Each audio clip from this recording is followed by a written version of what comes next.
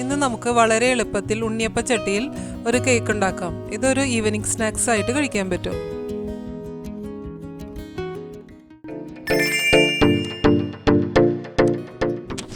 ഇവിടെ ഞാൻ 2 കോഴിമുട്ടയാണ് ഇതിലേക്ക് വേണ്ടി യൂസ് ചെയ്യുന്നത്. ഇത് നമുക്കൊന്ന് ജസ്റ്റ് ഒരു മിക്സിയുടെ ജാറിലേക്ക് പൊട്ടിച്ചൊഴിക്കാം. അതിനുശേഷം ഇതിലേക്ക് ചേർക്കുന്നത് 1 ടീസ്പൂൺ വാനില എസൻസ് ആണ്.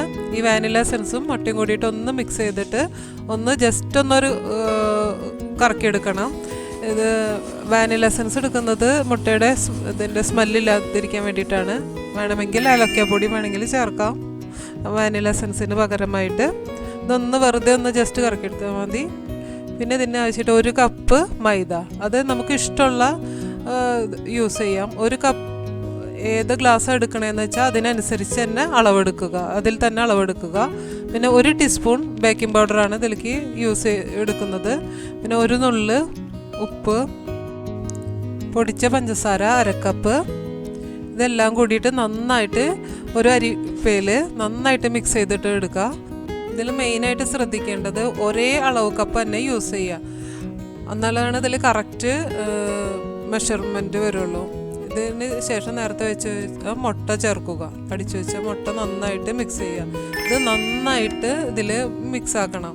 ഇത് വീഡിയോയിൽ കാണിക്കുമ്പോൾ ഞാൻ ഇത്ര സ്പീഡിൽ കാണിക്കുന്നത്. ഇത് പക്ഷെ നന്നായിട്ട് നമ്മൾ കൈകൊണ്ട് അല്ലെങ്കിൽ മിക്സിയിൽ ഇട്ടിട്ട് നന്നായിട്ട് മിക്സ് ചെയ്യേണ്ടതാണ്.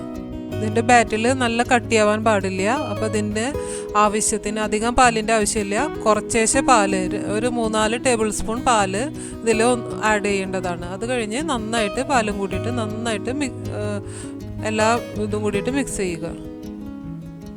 ഒട്ടും ഇതിൽ കട്ടിയില്ലാണ്ട് നന്നായിട്ട് നമുക്കിത് മിക്സ് ചെയ്തിട്ട് എടുക്കണം.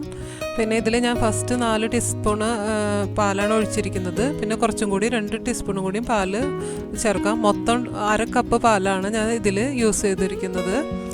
നന്നായിട്ട് എല്ലാതും കൂടി മിക്സ് ചെയ്തിട്ട് ഒരു അരമണിക്കൂർ നമുക്കത് റെസ്റ്റ് ചെയ്യാൻ വയ്ക്കാം. ജസ്റ്റ് ചട്ടി ഒരു ഫുൾ ഫ്ലെയിമിലിട്ടിട്ട് ആദ്യം ചട്ടി നന്നായി ചൂടാക്കിയിട്ട് നെയ്യൊന്ന് നന്നായിട്ട് പരട്ടി കൊടുക്കുക. എല്ലാത്തിലും നന്നായിട്ട് നെയ്യോ അല്ലെങ്കിൽ ബട്ടറോ നമുക്ക് ഇഷ്ടമുള്ളത് ചേർക്കാം. മാവ് കുറച്ചേശം, ഫുള്ളായിട്ട് മാവ് ഒഴിക്കേണ്ട ആവശ്യമില്ല. അത് നന്നായിട്ട് പൊന്തി വരും. അപ്പോൾ ഇതിൻ്റെ കുഴിയിൽ ഒരു 1/4 ഭാഗം എല്ലാത്തിലും ഒഴിക്കുക. അത് കഴിഞ്ഞിട്ട് ഇത് വേവാനായിട്ട് ഒരു 3 മിനിറ്റ് 3-4 മിനിറ്റ് ഇത് ജസ്റ്റ് ഒന്ന് ലോ ഫ്ലെയിമിലാണ് ഇത് വെക്കേണ്ടത്. ഇതിന് ശേഷം ഇത് മൂടി വയ്ക്കുക. ഒരു 3 മിനിറ്റ് കഴിയുമ്പോൾ നോക്കുക. ഇതിപ്പോൾ ആയിട്ടില്ല. അപ്പോൾ ഒന്നും കൂടി വീണ്ടും മൂടി വയ്ക്കുക. ജസ്റ്റ് ഇതാവുമ്പോൾ അത് നന്നായിട്ടൊന്ന് പൊന്തി വരും. അത് കഴിയുമ്പോൾ എല്ലാതും ജസ്റ്റ് മറിച്ചിടുക. മറിച്ചിട്ട് കഴിഞ്ഞാൽ 1-2 മിനിറ്റിനുള്ളിൽ തന്നെ നമുക്കിത് റെഡിയാവും. ഇതപ്പോൾ തന്നെ നമുക്കിത് പ്ലേറ്റിലേക്ക് എടുത്തിടാം. പിന്നെ ഇനി തയ്യാറാക്കാനായിട്ട് അടുത്ത ബാറ്റിൽ നമുക്കൊന്ന് നെയ്യ് ഒഴിച്ചിട്ട് അടുത്തത് ഒഴിക്കാം. ഇത് മൊത്തം ടോട്ടൽ ഒരു 21 പീസാണ് എനിക്കിത് കിട്ടിയിരിക്കുന്നത്. 1 ഗ്ലാസ് മൈദയ്ക്ക് ഒരു 21 കേക്ക് നമുക്ക് കിട്ടും. ഇതിപ്പോൾ 2ാമത്തെ ബാറ്റർ ഞാൻ ഒഴിച്ചു. അതും റെഡി ആയിക്കൊണ്ടിരിക്കുകയാണ്. ഇത് നല്ല സോഫ്റ്റാണ്. കുട്ടികൾക്ക് നന്നായിട്ട് ഇഷ്ടപ്പെടും കഴിക്കാനായിട്ട്. 2ാമത്തെയും റെഡിയായി.